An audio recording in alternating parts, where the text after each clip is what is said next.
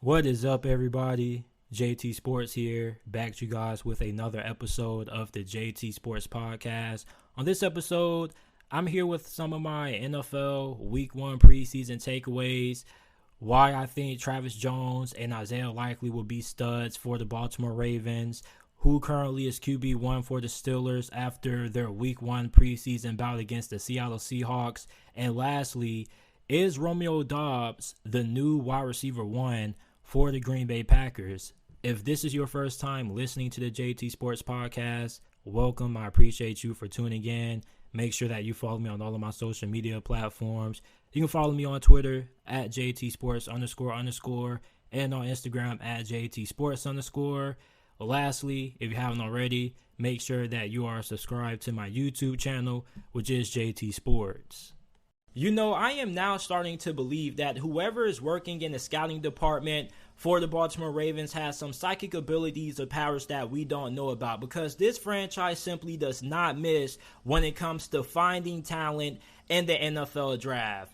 Now, of course, everybody is going to be having their eyes on Kyle Hamilton and Tyler Linderbaum, who were the Baltimore Ravens' 2 first-round picks from this past year's NFL draft.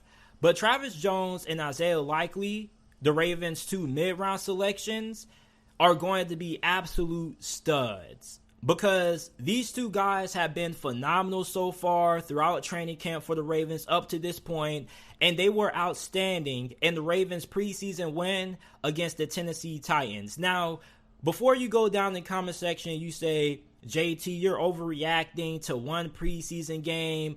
Listen, you don't need 3 to 5 months to find out the guys who can't play and the guys who can play. You can find out the players who got game within the first couple of practices. And then another thing is that you have to remember that the Ravens are one of the best franchises in the NFL when it comes to player development. Because you just can't draft players and they just become good automatically. You have to have a coaching staff that's able to coach these guys up, develop them, and help them perform at a really high level. And when you look at Travis Jones and Isaiah Likely, I feel like these 2 players are going to be studs for this franchise for years to come.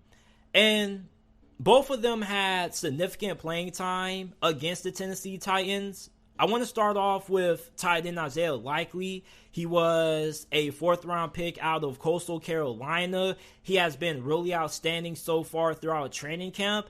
I felt like he was one of the best tight ends coming out of this past year's draft class, and I was really surprised that he went in round 4. I thought that he would be a 2nd-round pick, but the large reason why he fell to the 4th round was because many people had concerns about his run blocking, which definitely was on full display in this game. His run blocking wasn't all that great, and on top of that, he had 2 holding calls. But Isaiah Likely just has a knack for finding ways to get open in the passing game. He has phenomenal hands, quick feet, which helps him generate a lot of yards after the catch. And the most impressive play that Isaiah Likely had in this preseason win against Tennessee came in the second quarter. It was 1st and 10. He caught a pass and double coverage. 2 defenders draped all over him. And the announcers just went absolutely crazy about it. And I was going bananas about it too, because this guy is a freak. And when you look at his testing numbers, this isn't somebody who was dominating the 40-yard dash. He ran a 4.8. But his game speed looks as if he runs a 4.5 or a 4.6. Like, this guy can really move. And there were a good amount of people saying that he was a wide receiver disguised as a tight end. He should move to wide out. Listen, you're not going to put somebody who's running 4.8 at wide receiver. On top of that, just because he can't run block all that great doesn't mean he can't develop into a great tight end. Let me ask you guys something. Which one would you rather prefer? Would you rather have a tight end who is elite in the passing game, or a tight end who is average in the passing game and elite when it comes to run blocking? I'm pretty sure you would prefer the tight end who is elite in the passing game because it is a passing league. And I do understand that the Ravens do run a lot of 2 tight end, 3 tight end sets. But the Ravens are going to find ways to get Isaiah Likely involved in the passing game. Because if you have an elite tight end that's great in the passing game, it just brings a different element to your offense. On top of that, you already have Mark Andrews. So you put Isaiah Likely out there, plus you have Rashad Bateman on the outside. That's going to be really hard to stop. And I think with Isaiah Likely being the tight end, another reason why you keep him there and you don't try to move him to wide receivers, because at tight end, his skill set makes him a matchup nightmare for whoever he's lining up against. Because most linebackers are not all that great enough in coverage to be able to match up with Isaiah Likely in coverage. And on top of that, he's too big and too physical for most defensive backs to cover. He's 6'4", 245 pounds. So, I don't know if a lot of you guys remember this, but when Kyle Pitts was coming out of Florida, there were a small group of people amongst the draft community who felt like Kyle Pitts should make the switch to wide receiver because they had the same knock on Kyle Pitts that many people have on Isaiah Likely, which is his run blocking. People act like you can't teach somebody how to run block. They teach you this at almost every single level of football. They teach you how to block in Pop Warner, middle school, high school, college. It's not that hard for somebody to improve their run blocking. Now, of course, he may not ever become a mauler in the run game, but you don't need Isaiah Likely to become a mauler in the run game. I'd rather him be an average blocker than have him be a great blocker and average in the passing game. This is somebody who has the potential to be an elite tight end in this league. And on top of that, he is very phenomenal after the catch. I mean, he's really shifty, really quick on his feet. You don't really see a lot of tight ends that have quick feet like Isaiah Likely. I think that he is likely to be something really special. You guys see what I saw? You guys see what I did there? No pun intended, but I think that when you look at Likely, as long as the Ravens continue to develop him and he further improves as a run blocker, which he will, I think that he's going to be very good in this Ravens offense. On top of that, you can line him out wide in certain situations. Now, you're probably not going to be having him out wide as much as you would have a guy such as Kyle Pitts or Travis Kelce, simply for the fact that he's not the fastest guy. He does have deceptive speed because he is faster in game than he is when it comes to running the 40-yard dash. However, you know, he's better suited as sticking as a pure tight end because that's where he's best at. And, of course, you can line him up in the slot because most slot cornerbacks aren't going to be physical enough to guard him or match up with him. Even if he's not the fastest, just with how physical he is, he's going to be a handful. Now, when you look at Travis Jones on the other hand, I mean, this dude is an absolute freak. He's 6'4", 325 pounds, and he ran a 4.92 40 at the combine. And then not only that, but you go and you watch this Tennessee game, and he's running, you just see this big behemoth of a man running across field trying to tackle Malik Willis. And I was more impressed with Travis Jones than I was Malik Willis at times, because I was like, yeah, Malik Willis is flashy, but who the hell is this big dude chasing him down? Watching Travis Jones play a couple of nights ago made me want to add 300 pounds to my frame and want to play defensive tackle. I mean, the dude,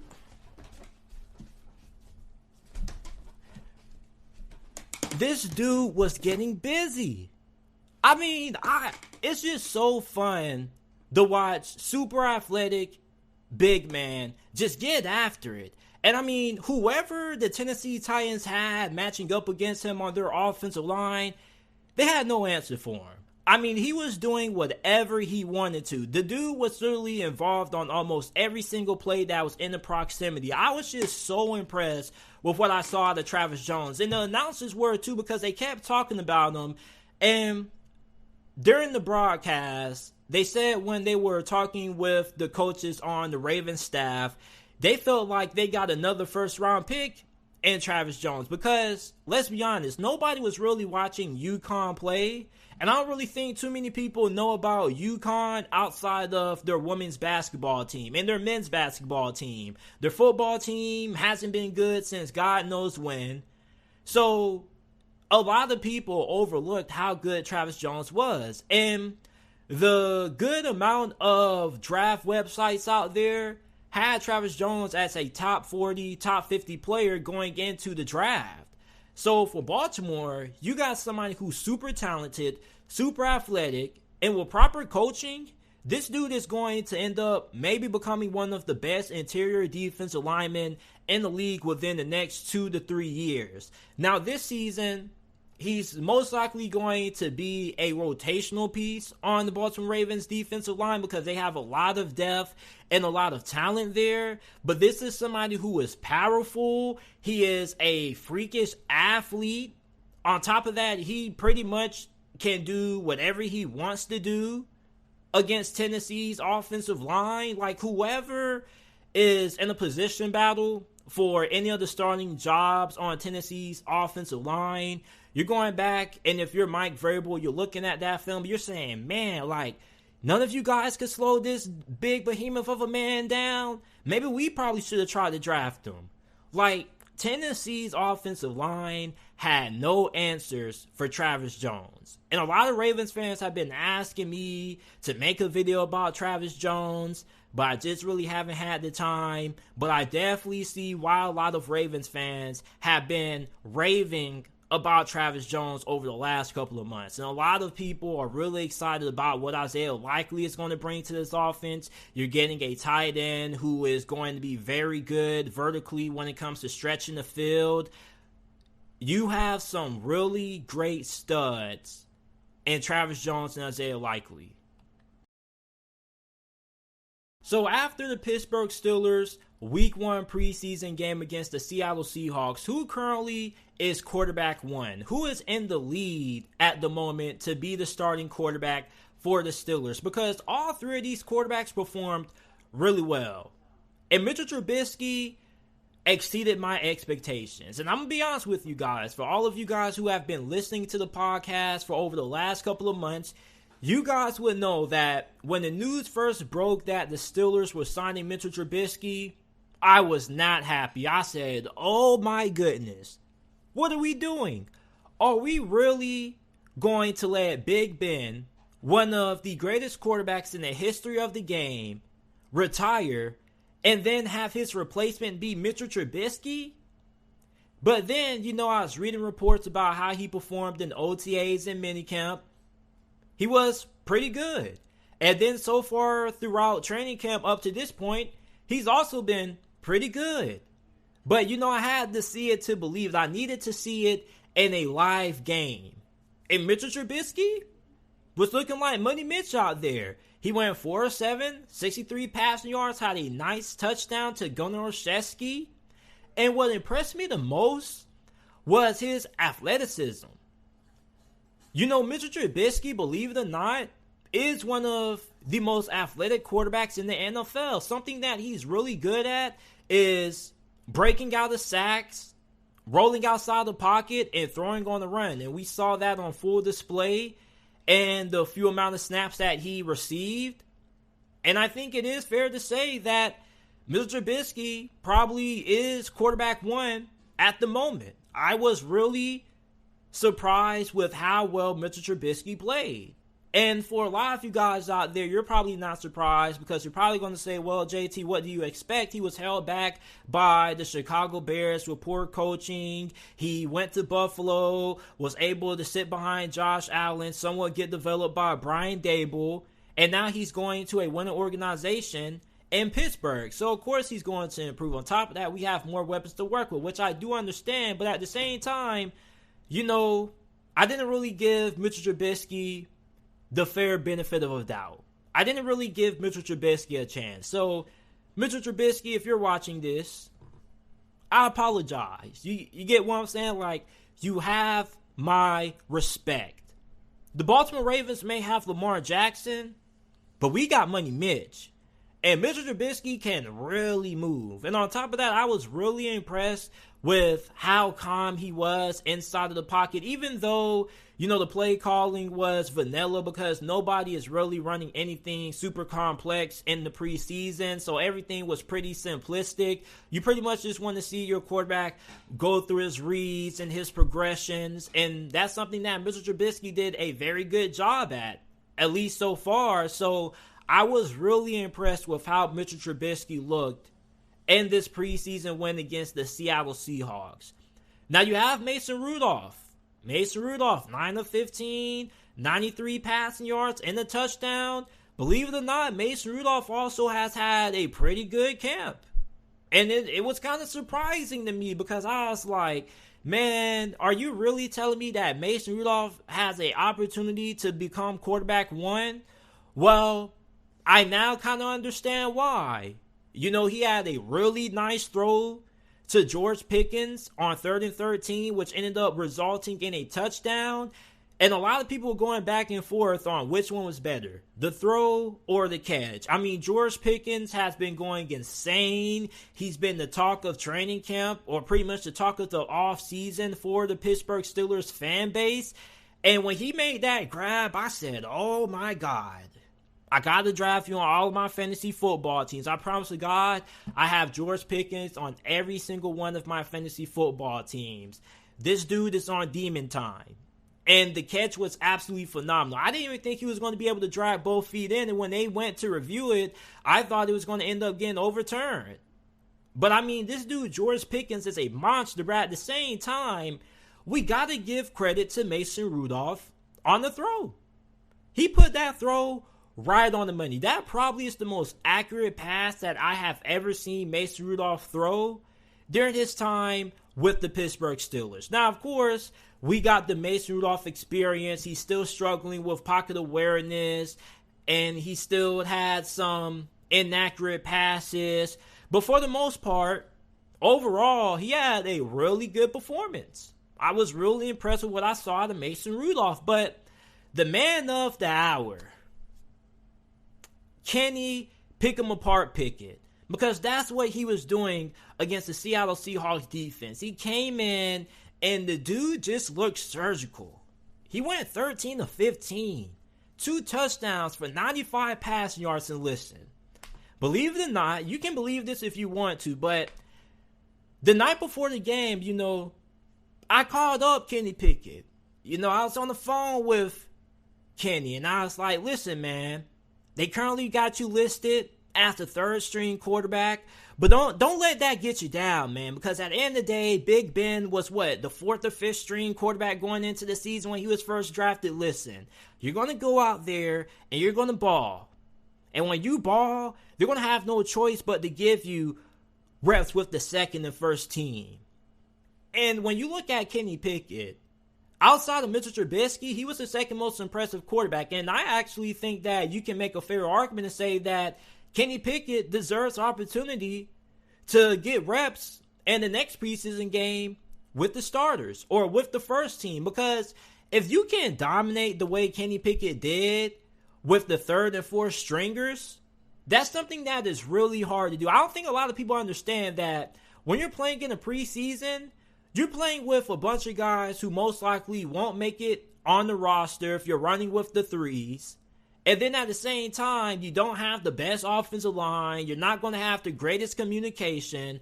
But I think the fact that Kenny Pickett has been practicing with the 3rd team for the majority of this offseason has benefited him in a really good way because he had good chemistry with the majority of guys that he is throwing the football to. He looked calm, poised, and in control. And he was really phenomenal outside of the pocket and throwing on the move, which was a big strength of his when he was coming out of Pittsburgh. Another thing that was really noticeable right off the bat was the fact that he goes through his reads super quick. The dude is like a processor. He sees it and the ball's out. Literally, there wasn't too many instances when Kenny Pickett was holding on to the ball longer than what he had to. And also, a big knock that many people had about Kenny Pickett coming out of the pit was the fact that many people questioned his pocket awareness, or how comfortable was he inside the pocket. Oftentimes when he was playing for Pitt, he would bail out of the pocket and throw from outside, but he was really calm inside of the pocket.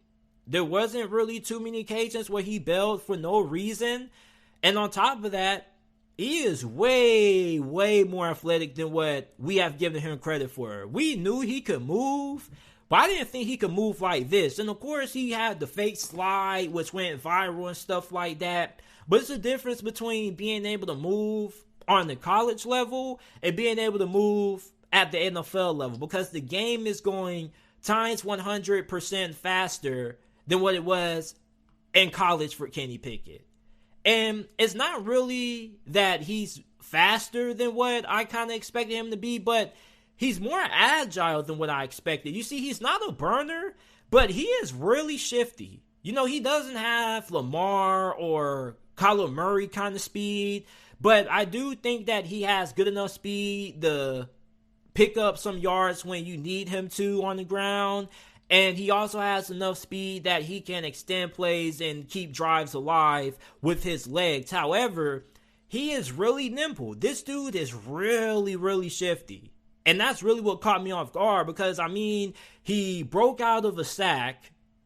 There was around 30 seconds left. This is when he had his game-winning drive. 30 seconds left. He broke out of a sack on 1st and 10. He stepped up, used his legs, and he ended up diving for more yards. And I was like, bro, this dude is really shifty. He also had another play before that one when he ended up breaking out of the pocket. And then the dude ended up getting a little bit shifty. The dude ended up, kind of getting out the little joystick. And I was just really impressed with how Kenny Pickett was moving.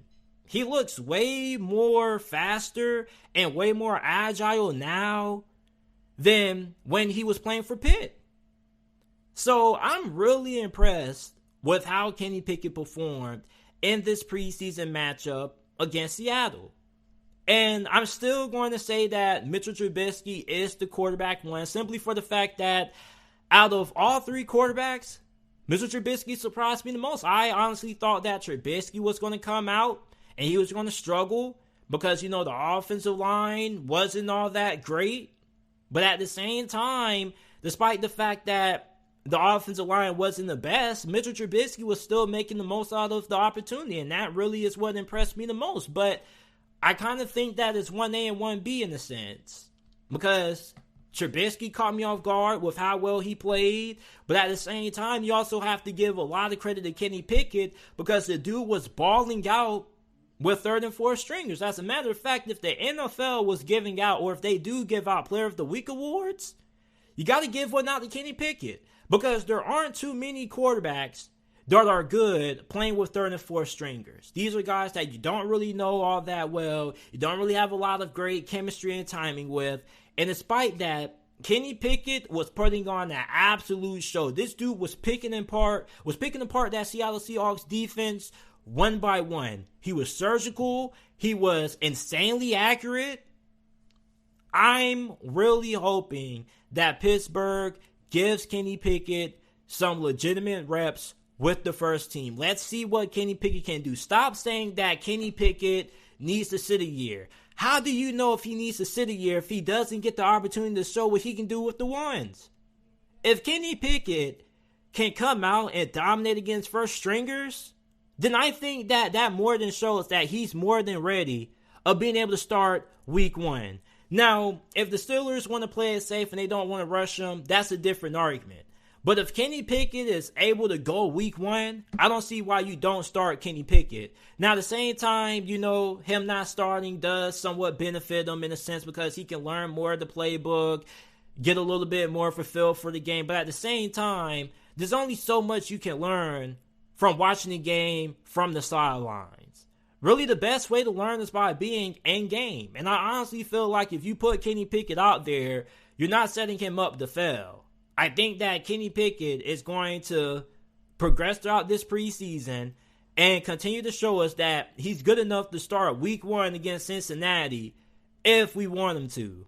But right now, the Pittsburgh Steelers are in a very good spot when it comes to the quarterback competition, because pretty much you can make the argument and say that all 3 quarterbacks have a good amount of confidence and, well, from the fan base, that if you were to put any of them out there, you would still be really confident in how the offense is going to perform. Now, a lot of you guys probably don't want to see Mason Rudolph out there, and trust me, I'm with you on that. I don't want to see no Mason Rudolph. He's a good backup. You get what I'm saying? But I've seen enough of Mason Rudolph. You feel me? But if he did end up having to start week 1 against Cincinnati, I would say, oh, God. But I would be, okay, he looked pretty good in the preseason. But I think that I'm going with Trubisky, Kenny Pickett, and then Mason Rudolph as the order for who I think right now is in the lead for the quarterback 1 conversation. I definitely feel like Trubisky still is the starter at this point. I think that pretty much is his job to lose. But I definitely feel like Kenny Pickett is definitely giving Money Mitch a run for his money. The biggest question for Green Bay heading into this season has been, who is going to step up at wide receiver this year? Now, rookie wideout Romeo Doubs was drafted by the Packers in the 4th round from this past year's NFL draft out of Nevada. And this guy has been the talk amongst Green Bay Packers fans, coaches, and players so far throughout training camp. If the Packers had to give out an MVP award for most outstanding player during training camp so far, it would be given to Romeo Doubs, because this dude has been absolutely sensational. And remind you that he's been balling out against one of the best secondaries in the NFL. The Packers have Jair Alexander, who is one of the top 3 or top 5 best cornerbacks currently in the game. You have Eric Stokes, who in 2021, in my opinion, was the 2nd best rookie cornerback behind Patrick Surtain. And yet you have Romeo Doubs out there, who's a rookie, looking like he's a seasoned veteran. And if you go back and you watch the Green Bay Packers pass week 1 preseason game against the San Francisco 49ers, this dude, Romeo Doubs, was absolutely balling. I don't know what it was. Maybe it's the number 87, because you guys remember the last time a Green Bay Packers wide receiver wore that number 87.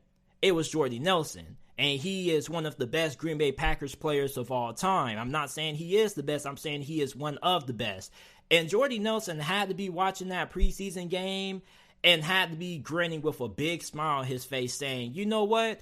That dude Romeo Doubs is making that number 87 look really good. He had 3 receptions for 45 receiving yards and a touchdown. Jordan Love hit him on a beautiful dime.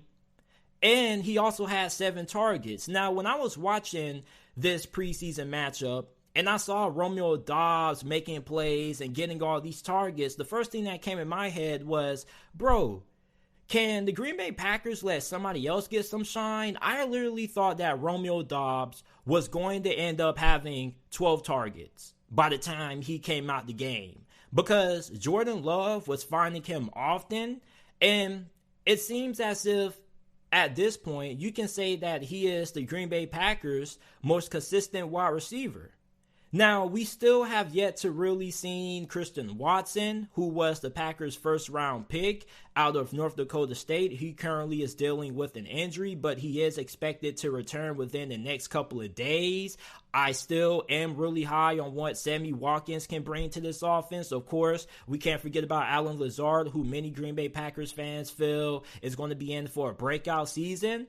But if you're looking for the true number 1 wide receiver for Green Bay at this moment, you kind of definitely have to view Romeo Doubs in that conversation. And yeah, he is a rookie, but just because you're a rookie doesn't mean that you can't automatically become the best wide receiver on your team.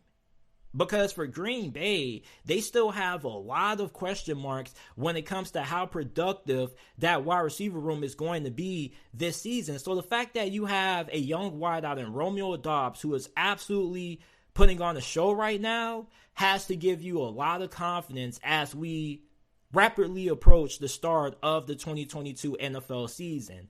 And he has great size. He's 6'2", 205 pounds, really good speed, incredible footwork, and very, very reliable hands. So when you look at Romeo Doubs, if he keeps up his performance, and there's no reason why he shouldn't, he definitely is going to have a big role in this offense. And not only is he going to have a big role in this offense, but if he ends up starting and getting significant targets this year, he could end up being one of the best rookie wide receivers this season. Because when you're playing with Aaron Rodgers, it's kind of like you get a performance boost. So let's say you're 67 overall. You play with A-Rod, the bad man, you get a plus 10 overall boost. Because Aaron Rodgers is that good. Aaron Rodgers is able to make the wide receivers around him better. Now, the last time Green Bay struck gold in the middle portion of the NFL draft or with their day 2 draft pick when it came to wide receiver was Davante Adams. Remember, Davante Adams was not a first round pick when he was coming out of Fresno State. He was very under the radar. Not a lot of people knew about him. Green Bay got him day 2. It took him a while to develop. But then within the next 2-3 years, Davante Adams slowly but surely became one of the best wide receivers in the NFL. And I definitely feel like Romeo Doubs could end up having a similar story. Now, of course, Davante Adams and Romeo Doubs, I think, are two different players.